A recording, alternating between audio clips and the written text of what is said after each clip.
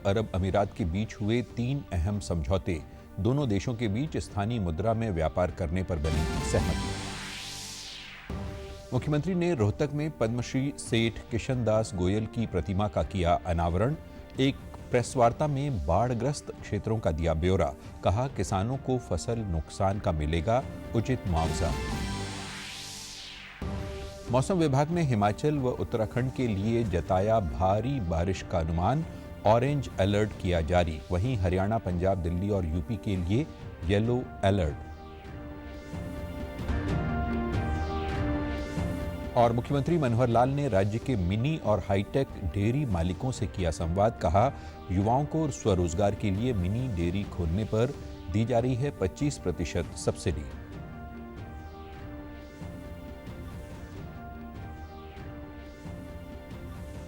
नमस्कार, मैं आशुतोष मिश्रा। अब समाचार विस्तार से। संयुक्त अरब अमीरात की संक्षिप्त और सफल यात्रा के बाद प्रधानमंत्री मोदी आबू धाबी से नई दिल्ली पहुंचे।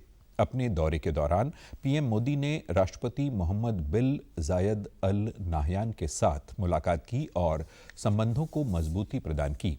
इससे पहले प्रधानमंत्री मोदी ने फ्रांस का भी दौरा किया, जिसमें दोनों देशों के रिश्तों में गर्माहट देखी गई। संयुक्त अरब अमीरात यूएई के साथ भारत का व्यापार जल्द ही $100 अरब तक पहुंचेगा। प्रधानमंत्री नरेंद्र मोदी ने अपनी एक दिवसीय यात्रा के दौरान यूएई के राष्ट्रपति के साथ बातचीत के बाद ये बात कही।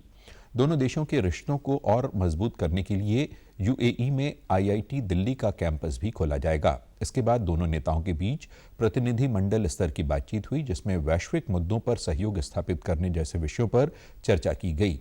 पीएम मोदी ने गर्मजोशी से स्वागत के लिए राष्ट्रपति शेख मोहम्मद बिन जायद अल नाहयान के प्रति आभार व्यक्त किया। उन्होंने दोनों देशों के बीच आर्थिक सहयोग में बढ़ोतरी करने पर यूएई की सराहना की। आपस में जोड़ने पर बनी सहमति का हृदय से बहुत स्वागत करते हैं। हमें खुशी है कि सेंट्रल बैंक के मैसेजिंग सिस्टम को भी जोड़ने के लिए काम किया जाएगा। रुपे कार्ड को भी यूएई में लॉन्च करने पर कार्य बढ़ाया जाएगा। यह हमारी डिजिटल टेक्नोलॉजी में मजबूत सहयोग का जीवंत उदाहरण है। पीएम मोदी की इस यात्रा के दौरान आबू धाबी में भारतीय प्रौद्योगिकी संस्थान दिल्ली की स्थापना का भी रास्ता साफ हो गया। दोनों देशों के शिक्षा विभाग ने इस संबंध में एक समझौता भी किया है। Setting up a unit, setting up a campus in UAE. This is important not just from the perspective of our bilateral cooperation in the field of education, but it is also very significant in terms of bringing together the people-to-people ties, strengthening them further.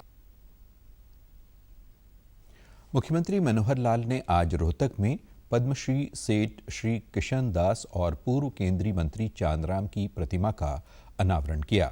CM ने कहा कि श्री किशन दास ने समर्पित समाजसेवी के रूप में हर वर्ग के हित में कार्य किए, जो हम सब के लिए प्रेरणादायी हैं।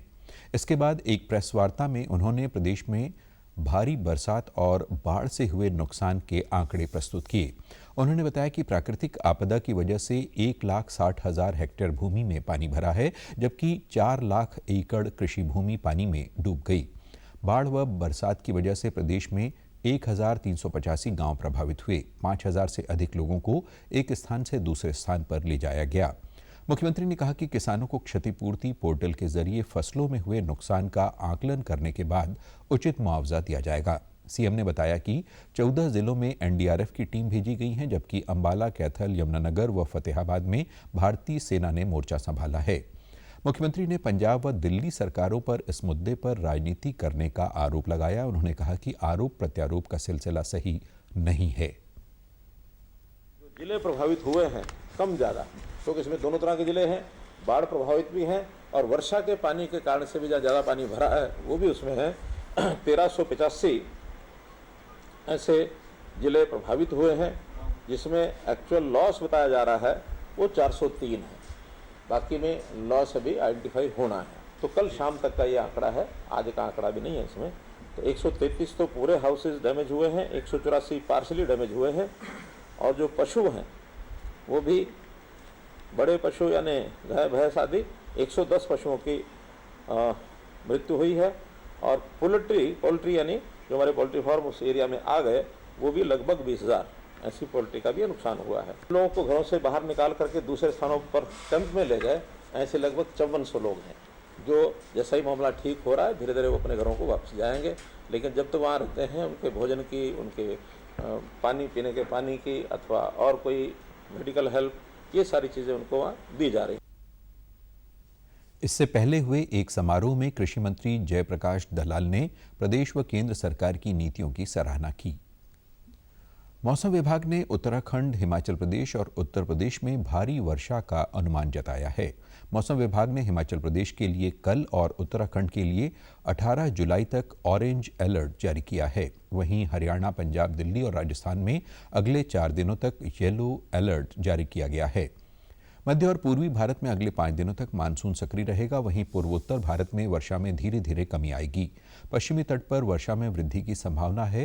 हिमाचल प्रदेश में मानसून लगातार सक्रिय बना हुआ है और राज्य के अधिकांश हिस्सों में व्यापक से भारी बारिश हो रही है। मनाली के कई इलाकों में आज बारिश हुई, वहीं किन्नौर में भी कल रात से बारिश जारी है।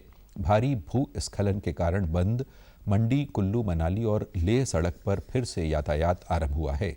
इसी बीच मौसम विभाग ने राज्य में एक सप्ताह तक मानसून के पूरी तरह सक्रिय बने रहने और अधिकांश स्थानों पर भारी से बहुत भारी वर्षा की संभावना जताई है। पहाड़ी क्षेत्रों में हुई भारी बारिश से घग्गर नदी के साथ लगते हरियाणा के कई जिले प्रभावित हुए हैं। फतेहाबाद जिले के जाखल, टोहाना और रतिया क्षेत्रों में कई इलाकों में बाढ़ जैसी स्थिति बन गई है।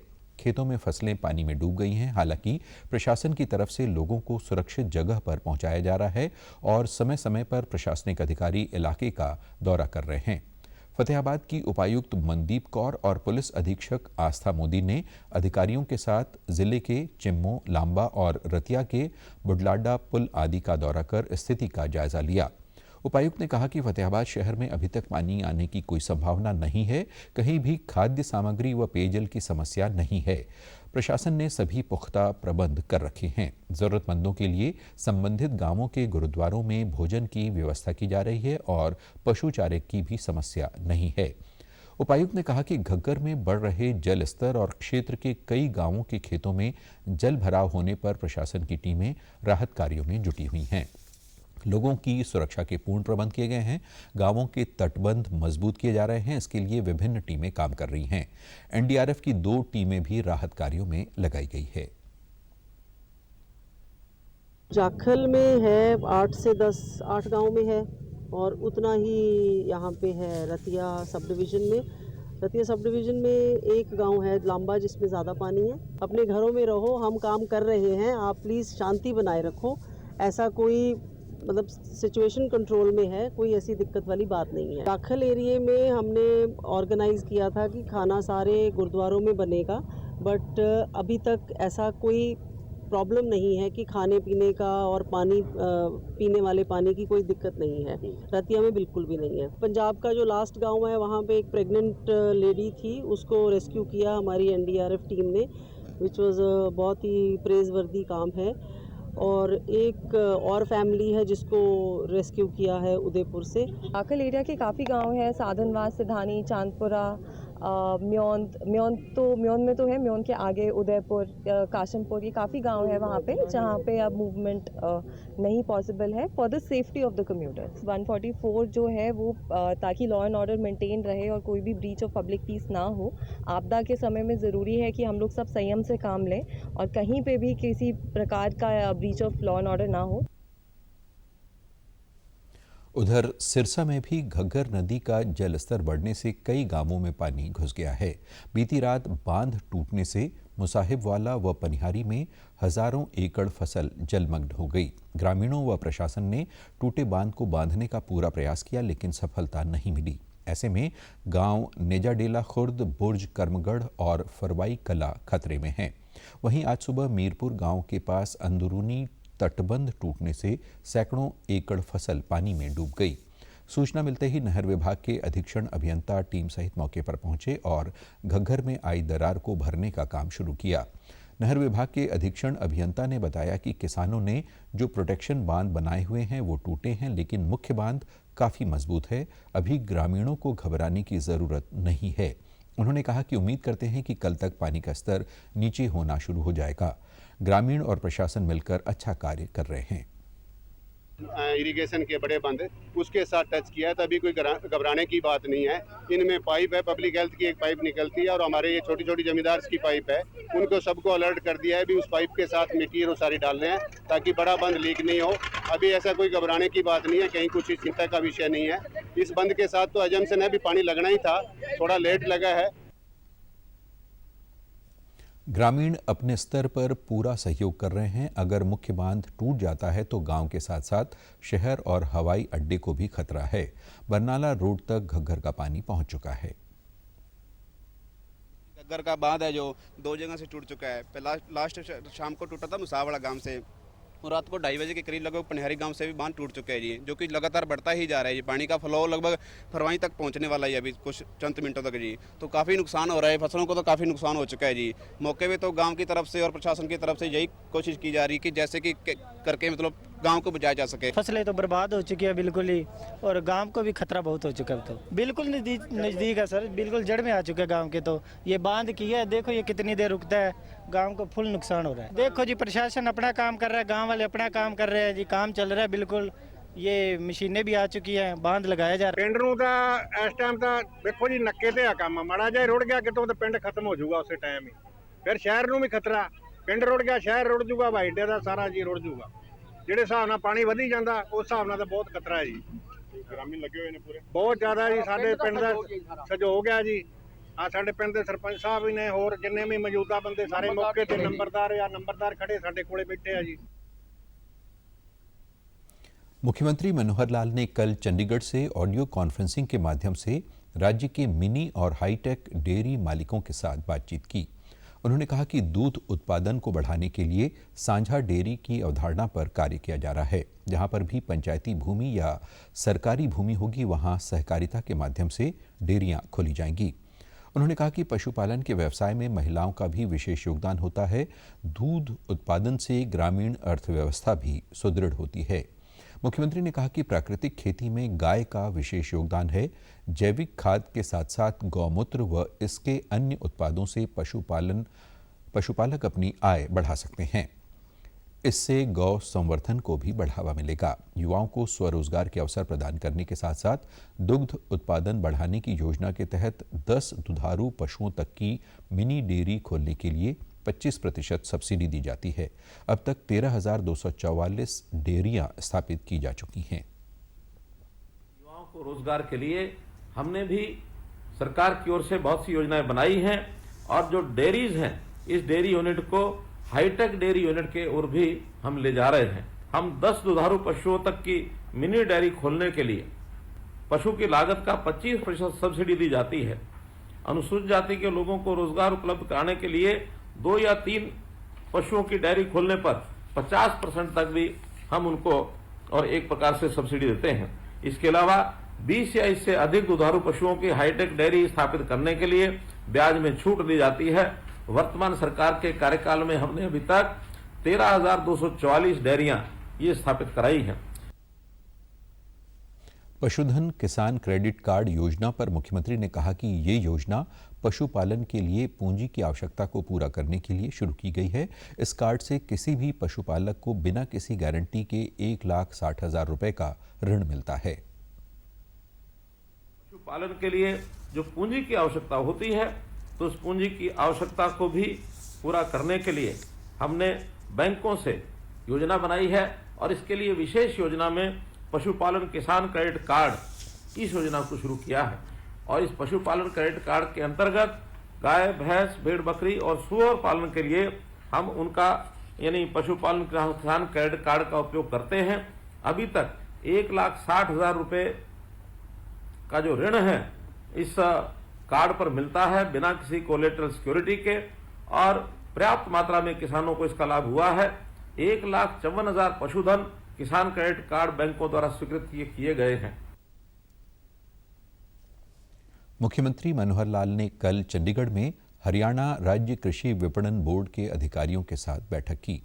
बैठक में उन्होंने कहा कि वर्तमान में प्रदेश की 25 मंडियों में अटल किसान मजदूर कैंटीन संचालित है, जहां किसानों व मजदूरों को 10 रुपये प्रति थाली के हिसाब से भोजन दिया जा रहा है। ऐसी ही 15 कैंटीन मंडियों में स्थापित करने का प्रस्ताव है, जो जल्द शुरू की जाएगी। सीएम ने अधिकारियों को निर्देश दिया कि मंडियों में क्या क्या सुविधाएं होनी चाहिए, उसकी मैपिंग करवाकर जल्द ही वहां पर सुविधाएं दी जाएं। प्रदेश में सर्वे करवाया जाए कि कहां-कहां पर 5 करम के कच्चे रास्ते हैं, उसकी रिपोर्ट जल्द दी जाए।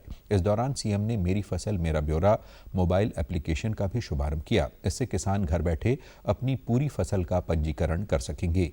जो किसान अपनी पूरी जमीन का पंजीकरण 31 जुलाई तक करवाएगा, उसे 100 रुपये दिए जाएंगे। मुख्यमंत्री ने कहा कि किसान एवं खेतीहर मजदूर जीवन सुरक्षा योजना के तहत खेती कार्यों के दौरान किसानों के दुर्घटनाग्रस्त होने पर वित्तीय सहायता प्रदान की जाती है। वर्ष 2022-23 में 1334 मामलों में 21.64 करोड़ रुपए की सहायता राशि प्रदान की गई है। उन्होंने कहा कि प्रदेश की 108 मंडियों को ई-नेम प्लेटफॉर्म के साथ जोड़ा गया है।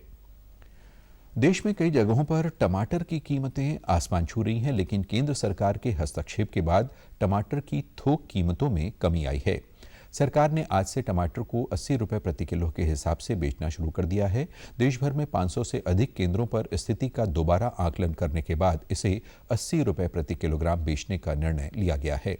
दिल्ली में कई केंद्रों पर आज से टमाटर की बिक्री शुरू हुई है। नेफेड और एनसीसीएफ के माध्यम से दिल्ली, नोएडा, लखनऊ, कानपुर, वाराणसी, पटना, मुजफ्फरपुर और आरा में कई केंद्रों पर बिक्री आज से शुरू हो गई है। ऐसे स्थानों पर मौजूदा बाजार कीमतों के आधार पर कल से इसका विस्तार अधिक शहरों में किया जाएगा। गौरतलब है कि भारत सरकार उपभोक्ताओं को राहत देने के लिए प्रतिबद्ध है। और अब खबरें फटाफट।